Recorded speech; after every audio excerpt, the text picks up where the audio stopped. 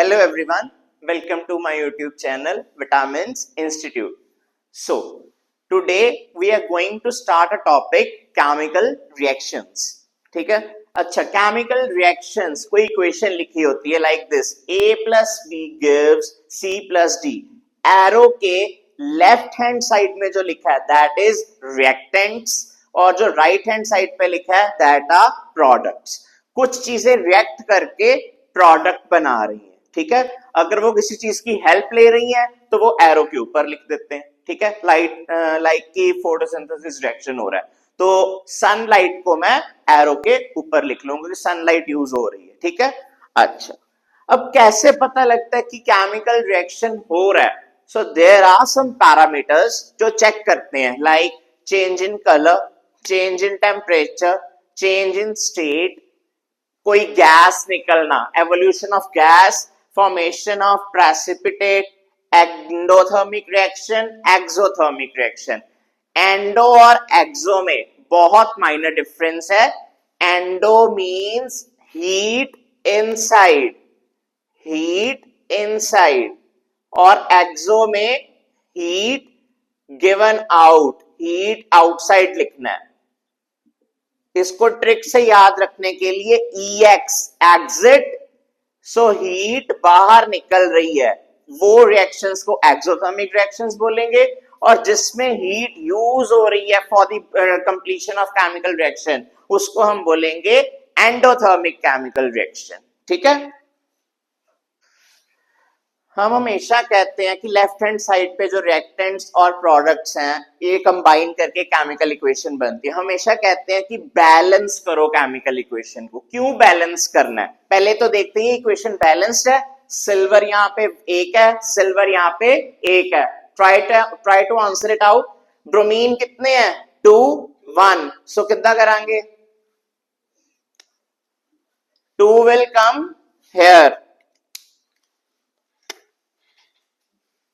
Now 2 bromine, 2 bromine, 2 silver, 2 silver. Equation is balanced. Why we balanced a chemical equation? क्यों है balance? To verify law of conservation of mass. Mass can neither be created nor destroyed. Energy is always converted into one form of energy into another form of energy. ठीक है? ना create हो रही है ना destroy हो रही है, ठीक है। अब दोनों साइड्स पे जो मास है वो इक्विवेलेंट होना चाहिए। यहाँ पे अगर 2 सिल्वर है तो इस साइड पे भी 2 सिल्वर होने चाहिए, 2 ब्रोमीन है तो 2 ब्रोमीन होने चाहिए। That is why we balance a chemical equation.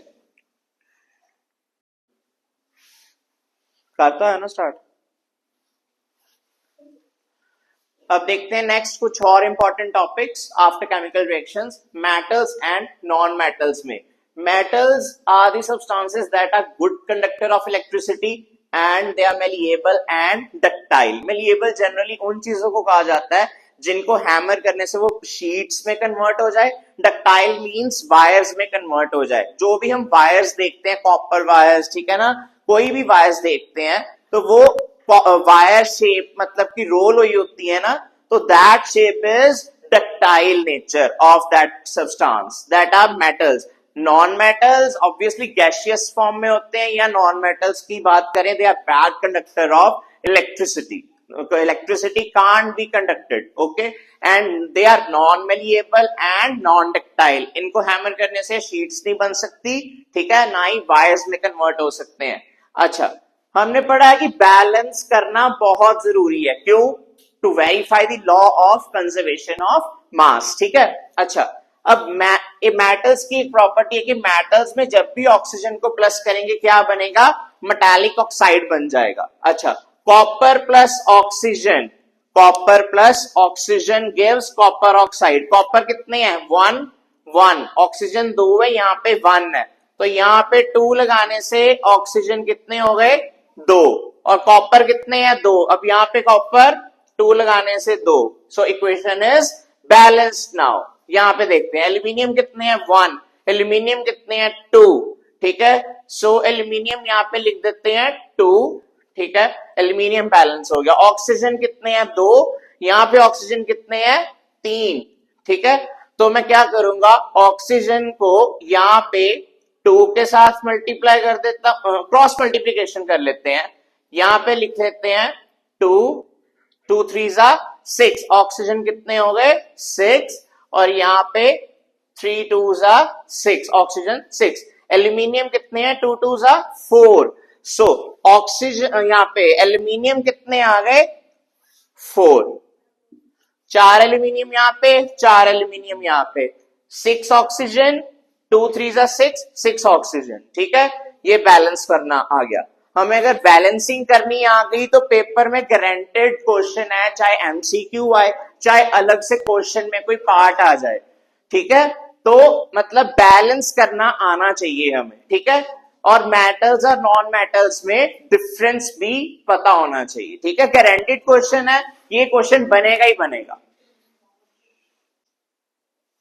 कुछ भी मतलब ये चीजें, बेसिक चीजें स्टार्ट करने से पहले, सारा कुछ मतलब इंपॉर्टेंट स्टार्ट करने से पहले हमें ना फर्स्ट 20 एलिमेंट्स पता होने चाहिए, that are hydrogen, helium, lithium, beryllium, boron, carbon, nitrogen, oxygen, fluorine, neon, okay, this is 1 2 3 4 5 6 7 8 9 and 10, ये जो सीरियल ऑर्डर वाइज लिखे हैं ना मैंने, ये हैं इनके एटॉमिक नंबर, एटॉमिक नंबर को रिप्रेजेंट करते हैं Z से, ये सिंबल्स हो गए एलिमेंट्स के, ठीक है। 11th one is sodium, magnesium, aluminium, silicon, phosphorus, sulphur, chlorine, argon,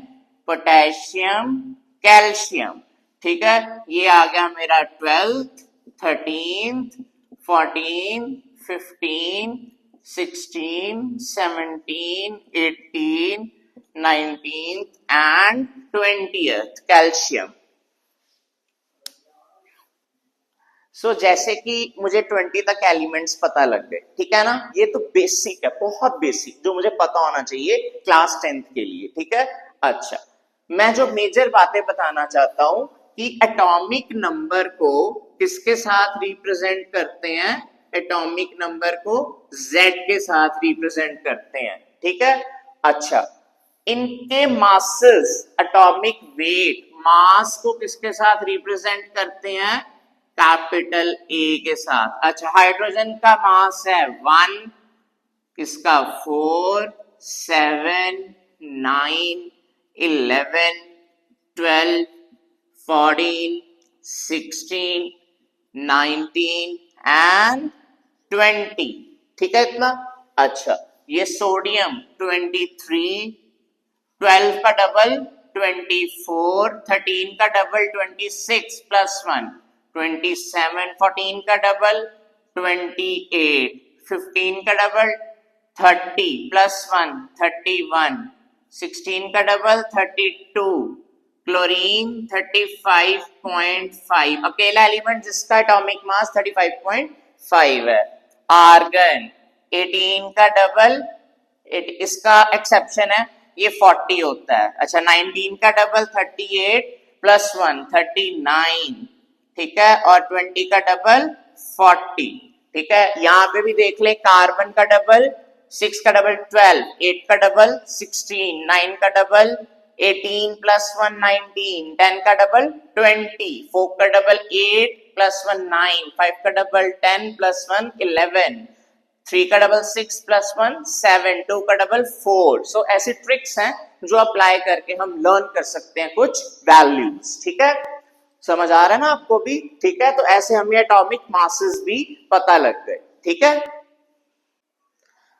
एक और इंपॉर्टेंट टॉपिक, ठीक है, एग्जामिनेशन के लिए 2025 बोर्ड्स में, ठीक है, कार्बन के बारे में पूरा चैप्टर है, carbon and it's compounds, chapter number 4 है ना।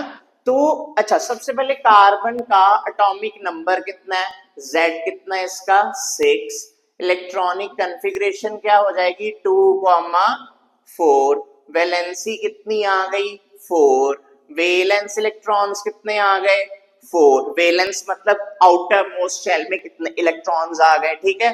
अच्छा, कार्बन का एटॉमिक मास कितना होता है, 12, ठीक है, यूनिट्स 12 ग्राम्स, है ना। तो अच्छा, ये मेरे पास इंफॉर्मेशन आ गई कार्बन की। अच्छा, कार्बन अब ना तो गेन करेगा ना लूज करेगा, ना गेन करेगा ना लूज करेगा 4 इलेक्ट्रॉन्स बॉन्डिंग के लिए। तो ये कैसा बॉन्ड बनाएगा, कोवेलेंट बॉन्ड। ये कैसा बॉन्ड बनाएगा, कोवेलेंट बॉन्ड। एम आई राइट आकाश, ठीक है, कोवेलेंट बॉन्ड बनेगा। अच्छा, कोवेलेंट बॉन्ड बन गया। अब कोवेलेंट बॉन्ड में क्या होता है, म्यूचुअल शेयरिंग होती है, ठीक है। ना वो डोनेट करता है ना वो एक्सेप्ट करता है, म्यूचुअल शेयरिंग करके बॉन्डिंग बना लेते हैं। अच्छा, ये बहुत कार्बन कार्बन का जो बॉन्ड है स्ट्रॉन्ग बॉन्ड है, ठीक है। कार्बन कार्बन का जो बॉन्ड है स्ट्रॉन्ग बॉन्ड है।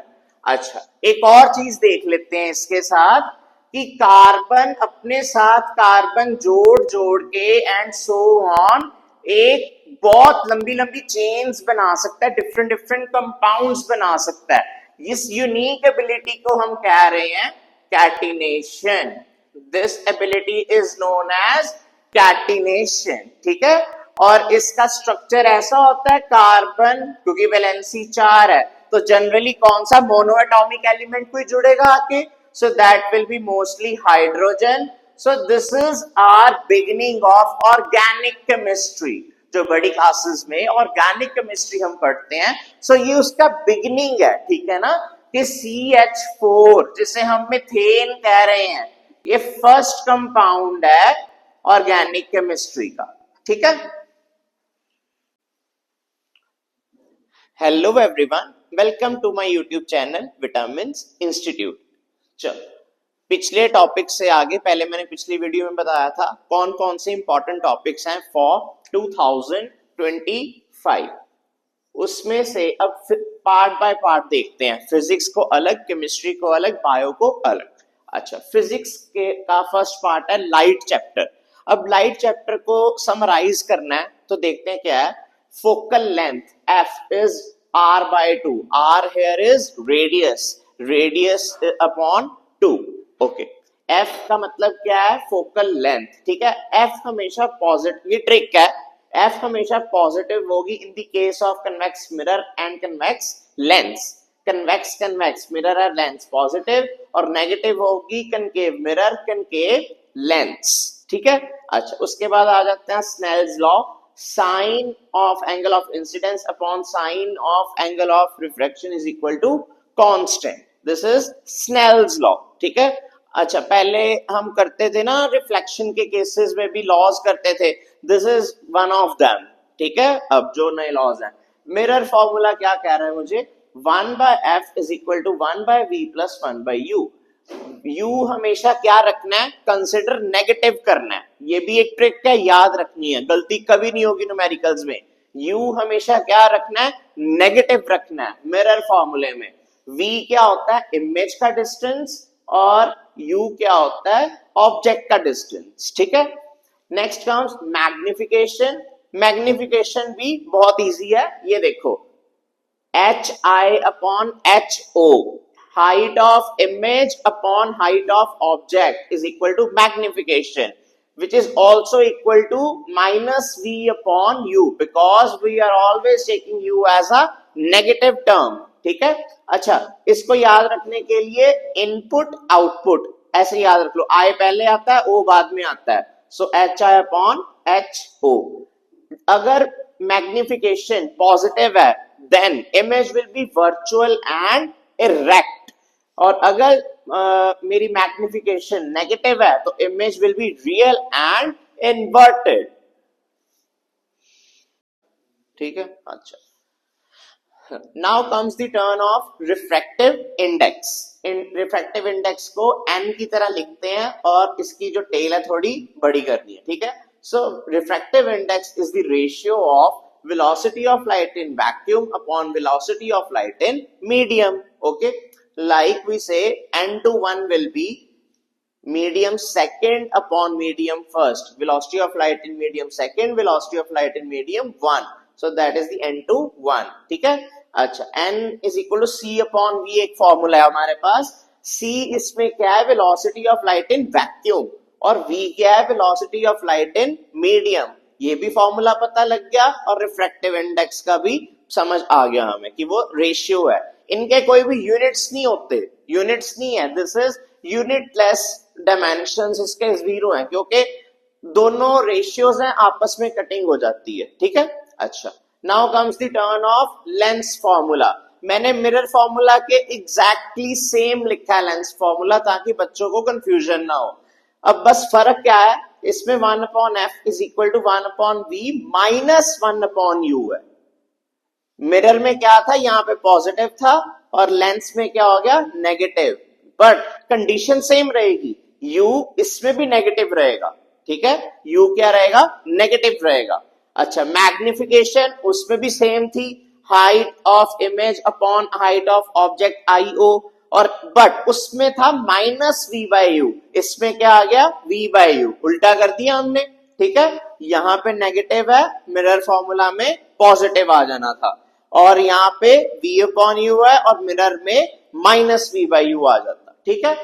अच्छा, नाउ पावर ऑफ लेंस. ठीक है. अच्छा, जब हम अब स्पेक्स डालते हैं उसमें पूछते हैं ना कि लेंस की पावर कितनी चाहिए. ठीक है ना, वो यही चीज यूज करते हैं. पावर का सबसे पहले यूनिट का नाम है डायोप्टर. ठीक है. अच्छा, पावर ऑफ लेंस का फॉर्मूला होता है 1 बाय फोकल लेंथ. और फोकल लेंथ है ना जो, हमेशा इन मीटर्स होनी चाहिए, मीटर्स में, क्योंकि ऐसा यूनिट के according metres is the quantity जो रिक्वायर्ड है. अब क्वेश्चंस में ऐसे टेस्ट करेंगे, क्वेश्चंस में सेंटीमीटर गिवन होगा, मिलीमीटर गिवन होगा, आपने कोई यूज नहीं करना, आपने उसको कन्वर्ट कर लेना है मीटर्स में, देन यूज करना है. फिर 1 डायोप्टर की वैल्यू कितनी होती है? 1 मीटर इनवर्स. ठीक है. So another important topic of physics in class 10, that is electricity. Electric current को I से represent किया जाता है. I means electric current in physics. ठीक है. ये physics के कुछ important articles चल रहे हैं. इससे पहले मैंने light chapter के कुछ important topics बताए थे, इसमें electricity के बताने जा रहा हूं. ठीक है. I is equal to Q by T. Q is charge, T is time. Charge का ऐसा यूनिट होता है कूलम और टाइम का second. So I is equal to Q by T. यहाँ पे जो A है, this is the unit of current, ampere.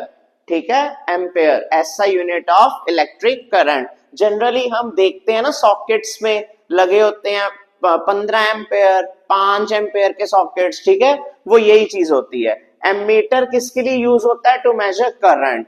Voltmeter किसके लिए यूज होता है? To measure voltage. ठीक है जी. अच्छा, ओम्स लॉ में अब क्या हो रहा है? ओम्स लॉ 10th क्लास से लेके जब तक भी हम स्टडी करते हैं साइंस स्ट्रीम में, ओम्स लॉ ने मतलब हमारे सराउंडिंग्स में ही रहना है, साथ ही रहना है. ठीक है. अच्छा, ओम्स लॉ कह रहा है potential difference is directly proportional to current. Now V is ये प्रोपोर्शनैलिटी कांस्टेंट क्या आ गया? R. V is equal to IR. R यहाँ पे क्या आ गया? रेजिस्टेंस. रेजिस्टेंस का ऐसा यूनिट होता है ओम, और यह ओम का सिंबल है. ठीक है. अच्छा, अब मेरे पास एक और चीज है. See this, resistance is directly proportional to length, inversely proportional to area of cross section. Wire होती है ना, वायर की लेंथ और एरिया ऑफ क्रॉस सेक्शन.